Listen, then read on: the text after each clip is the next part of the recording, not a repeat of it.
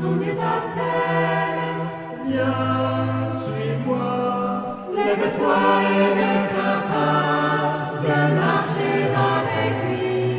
Il est ton chemin de vie, la route de ta joie. Il est ton chemin de vie, la route de ta joie.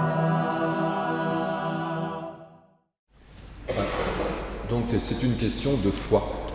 Bon, rien de surprenant, hein. Celui qui croit échappe au jugement, il est sauvé. Celui qui croit échappe au jugement, il est sauvé. Donc ça veut dire que la foi doit caractériser probablement la Sainte Trinité. Vous allez me dire, non, ça c'est propre aux humains. Enfin la foi c'est toujours, vous savez ce qu'est la foi, hein. Bon, vous savez c'est le credo, quoi. Enfin, au niveau de Dieu, évidemment, on n'a pas besoin d'une formulation théologique, hein. Donc la foi, c'est cet espace de confiance en un autre qui me rejoint si je l'accueille. Alors j'ai évoqué les défunts, on priera pour plusieurs d'entre eux qui nous ont quittés cette semaine, mais ça nous dit bien que nous sommes dans cet espace, hein, c'était dit, hein, celui qui croit est sauvé. Donc nous sommes dans cette capacité d'accueillir le don d'un autre qui nous rend vivants. Et bien sûr, en Dieu, alors, désolé pour ceux qui m'entendent, hein, de temps en temps, le mystère de la Sainte Trinité, ce n'est rien d'autre qu'un acte de foi du Père vis-à-vis du Fils et du Fils vis-à-vis du Père. Dit autrement, le Père n'est que accueil et écoute de son Fils, ce qui génère l'Esprit Saint, au même titre que le Fils est écoute et accueil de son Père, qui génère l'Esprit Saint. Il procède du Père et du Fils. Mais comme ils s'écoutent mutuellement, une histoire d'amour commence. C'est ça le principe de la vie, hein. Donc, nul besoin de réussir le parcours. En tout cas, c'est ce qui nous est dit, hein, celui qui croit échappe au jugement. Mais plutôt l'accueil d'un don inconditionnel de Dieu qui nous a été caractérisé copieusement dans cette solennité de la Sainte Trinité par un Dieu qui est miséricorde. On va faire un rappel. Donc, l'expression la plus forte de l'amour de Dieu, c'est qu'il pardonne. Ils auraient pu choisir autre chose, hein. La Sainte Trinité, quand même, on est dans la pureté, là. C'est l'identité même de Dieu, c'est le principe de toute création, de notre propre vie, et pourtant l'accent est mis sur la miséricorde. C'est curieux. Je m'en souvenais plus que c'était ça. En lisant les textes, quand j'ai préparé, je me suis dit, c'est bien. Donc finalement, peut-être la nouveauté, mais ça je l'ai dit il n'y a pas longtemps, peut-être même dimanche dernier, la nouveauté de l'incarnation et de la prédication de Jésus, c'est que c'est un Dieu qui aime et qui pardonne. C'est pas facile, hein, de l'accepter. On s'en est tous fait pareil, hein.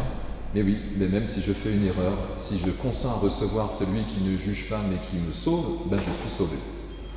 Du coup on peut souffler, hein, voilà. Parce que ça va faciliter ou pas, hein, ça va dépendre de notre capacité à nous laisser pardonner, mais ça va quand même faciliter l'accès à la Sainte Trinité pour avoir part à la gloire de Dieu.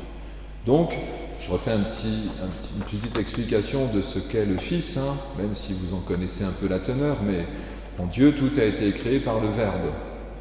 Donc, au principe, il y a Dieu, Trinité. Voilà.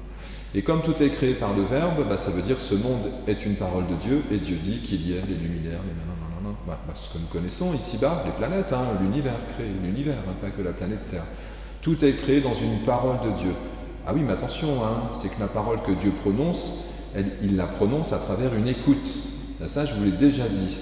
Mais je peux vous le redire parce que, évidemment, vous pensez que c'était un débat avec un diacre hier dans la sacristie de Saint-Crépin. Il me dit, oui, alors, en fait, le Père donne et le Fils, comment il m'a dit ça? Le Père donne et le Fils accepte le don. C'est pas faux. Je lui ai dit, mais vas-y, définis ce que c'est que donner. Et il n'y a pas de plus grand amour que de donner sa vie pour ceux qu'on aime. C'est quoi donner? Donc je vous l'ai déjà dit, donner, c'est recevoir. Il y a une parole qu'on a entendue dimanche dernier, ou il n'y a pas longtemps, qui nous disait, il faut que je la retrouve, il y a plus de bonheur à donner qu'à recevoir. Et moi je vous dis l'inverse. Ou alors vous caractérisez le don par une réception. C'est ça qui est difficile et qui demande une conversion. Nous on apprend à recevoir de Dieu. Parce que c'est lui qui donne. Donc Dieu est le donateur. Non, Dieu il donne parce qu'il lui aussi nous reçoit. Ça va, je ne vous ai pas perdu tout de suite, hein. Le Père nous écoute et nous on l'écoute. Et puisqu'il nous écoute et que nous l'écoutons, l'Esprit Saint fait le lien pour la vie en nous. C'est ce qui maintient le lien avec nos défunts quand même. Nous les écoutons. Alors, pour tout vous dire, hein, je sors d'une rencontre avec une famille, on est tous à peu près informés, quoi. La demi-sœur de la défunte Charlotte.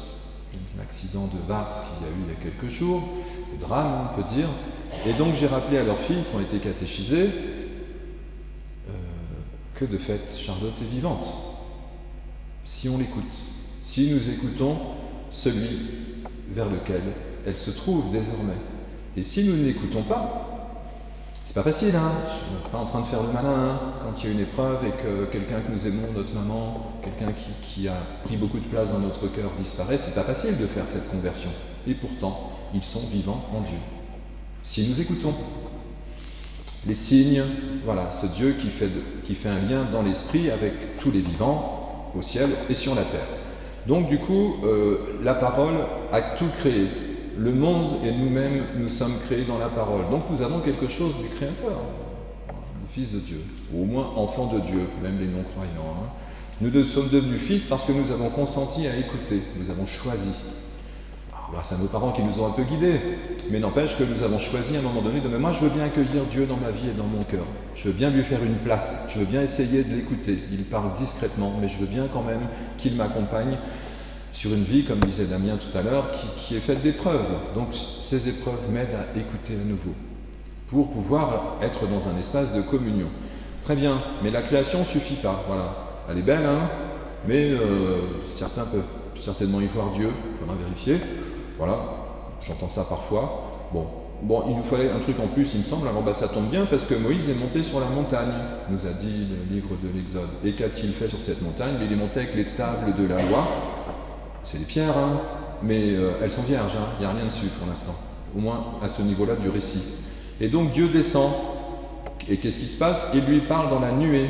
Et la nuée, c'est l'Esprit Saint. Bon, il nous manque le Fils. Le Fils, pas compliqué, hein, ça va se terminer par une parole. Vous l'avez entendu, hein. Bon, quand Dieu parle, hein, c'est le Fils, hein, bien sûr, qui se manifeste dans une parole ici-bas. Le Seigneur proclame Dieu, tendre et miséricordieux, lent à la colère, plein d'amour et de vérité. C'est une parole de Dieu qu'a entendu Moïse. Donc c'est que le Verbe se manifeste chez le prophète qui l'écoute. Deuxième manifestation du Verbe. Après la création, la Bible. Acclamons la parole de Dieu, louange à toi Seigneur Jésus. Ok, mais ça ne suffisait pas encore complètement pour que nous puissions vraiment adhérer à ce Dieu qui se révèle dans l'amour profondément, et il nous fallait un homme qui incarne cette parole. Et à Noël, le Verbe s'est fait chair. Comment? Parce que Marie, elle a écouté, hein. Si le Verbe se fait chair en nous, c'est parce que nous l'écoutons, non? Il faut bien que notre filiation s'active à travers un consentement. L'amour, c'est un échange de consentement. Hein. Bon. Alors donc, c'est ce qui s'est passé. Et puis donc, à travers cet amour de Dieu qui va jusqu'à se révéler son Verbe éternel dans son Fils, du coup, nous voici associés cette fois-ci et nous connaissons la trajectoire. Jésus est mort pour les péchés. Il va jusqu'au bout de l'écoute et cette écoute qu'il tient malgré l'inimitié des hommes fait qu'il nous entraîne sur cette même écoute. Donc, il pardonne, avec la force de l'esprit, hein. Pardonneurs, ils ne savent pas ce qu'ils font, et donc il nous engage aussi sur cette dimension de « Oui, moi Seigneur, j'arrive pas à pardonner. » C'est pas grave, Dieu te l'accordera si tu lui demandes, la force de pardonner. Vous voyez bien, c'est toujours la même conversion, hein. Et donc, ce qui nous permet, du coup, évidemment, d'accéder à la parole de Dieu sur l'autel. Hein. Donc nous la mangeons. Vous consentez à ouvrir la bouche, hein. C'est bien vous qui êtes venus pour recevoir cette parole et qu'elle puisse habiter dans votre cœur, dans l'esprit. Mais voyez bien, hein, la filiation nous rejoint jusqu'au bout. Donc c'est une nouvelle qui est rassurante. Et si la Trinité est un grand mystère, et le grand mystère de la foi, c'est mystérieux parce qu'il dépend de fait d'une révélation à laquelle nous consentons. Donc vous ne mettrez pas la main sur Dieu, hein, il ne faut pas. Mais nous pouvons le laisser se révéler en nous, parce que nous sommes disposés à l'accueillir. C'est le mystère de la Trinité, et voyez bien que cette petite part qui nous est demandée, invitée, l'invitation que Dieu nous fait, elle n'est autre que ce qui se vit dans la Trinité. Le Fils a écouté son Père, et nous essayons d'écouter aussi le Père et le Fils. Ou alors nous essayons d'écouter le Père pour être fils de Dieu. Donc, vous savez bien, hein, quand on baptise, hein, c'est la période, Lucie la semaine prochaine, on baptise au nom du Père et du Fils et du Saint-Esprit. On baptise au nom de cette relation d'écoute et d'amour. Et tous les sacrements sont dedans. Mais même une célébration des obsèques, hein, c'est toujours, je ne fais pas un discours, hein, mais quand même, hein, la célébration des obsèques, c'est bien la naissance du Fils de Dieu. Comment? Parce que nous écoutons celui qui vient prendre ou qui vient accueillir notre défunt et qui le fait monter dans sa propre gloire. Voilà, c'est un mystère qui c'est jamais présenté comme ça, je crois. Je sais pas, il faudrait lire les théologiens. Voilà. Bon, souvent, c'est le problème, hein, je vous l'ai déjà expliqué à la messe, hein, c'est qu'on pense que Dieu il donne et nous on reçoit. Moi je vous dis que Dieu il reçoit aussi. Voilà. Sinon, on ne va pas entrer en relation. Son amour est un amour d'écoute. Écoute Israël. Ce Dieu auquel nous croyons, tout puissant, c'est une puissance d'écoute, d'amour, d'accueil. C'est nos relations, on vit tous ça. Écoutez, il y a les parents, il y a les grands-parents, hein, il y a les conjoints. On vit tous cette relation, sauf que là, on rajoute Dieu dans cette équation en disant moi aussi, j'écoute Dieu aussi. Pourquoi? Parce que comme ça, je prends soin de mes enfants. Et puis, comme ça, je peux vivre dans l'unité avec mon conjoint. Et on recommence tout le temps. Et on écoute, et on écoute. Par cette écoute de Dieu, je peux traverser les épreuves de ce monde et rester dans la confiance. C'est une conversion. Bon, écoutez, je vous en ai dit suffisamment pour que nous puissions méditer. Alors je relis parce que le texte est très court. Hein. Dieu a tellement aimé le monde, il l'a tellement écouté qu'il a envoyé son Fils, qu'il écoute, et quiconque croit en lui, obtient la vie éternelle.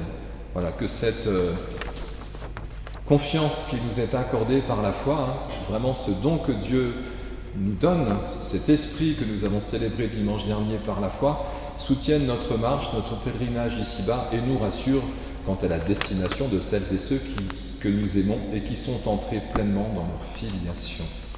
Amen.